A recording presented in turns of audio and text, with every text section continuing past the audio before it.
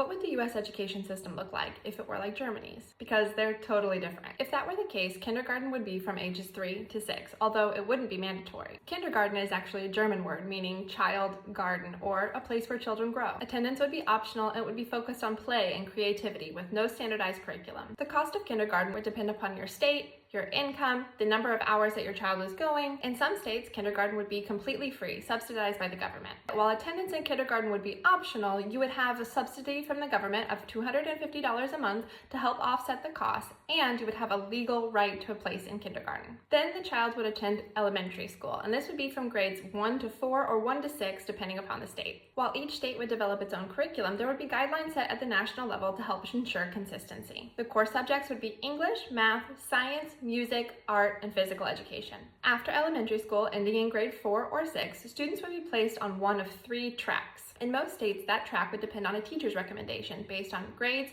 performance, and behavior. In other states, which track the child is placed on would be dependent on the parent. Now you might be thinking, what if a student wants to change tracks? And there is some flexibility within the system. If a student's grades improve, they can take extra courses or exams to move up in tracks, or likewise, if they're feeling overwhelmed by the coursework, they can move down.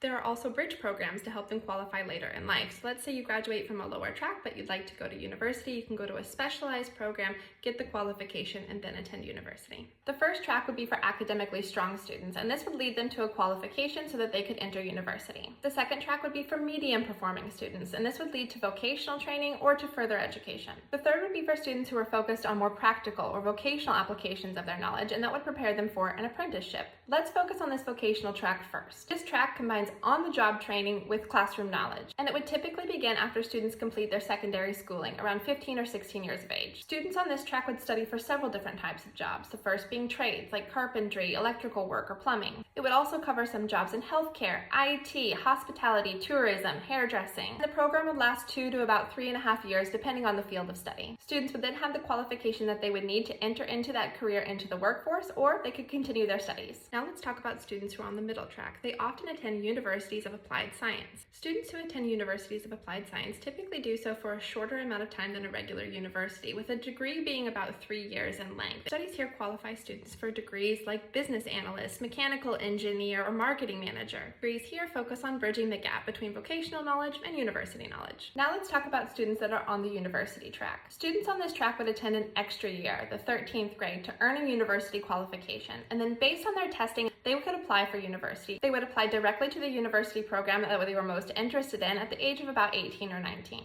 It's important to note that university in Germany is tuition free, with universities charging from 100 to 500 euros per semester for things like administrative costs, public transportation passes, etc. Finally, homeschooling would be illegal with very few exceptions. Education would be viewed as a state responsibility, with homeschool prevented for several reasons, including to prevent ideological isolation. So, what do you think?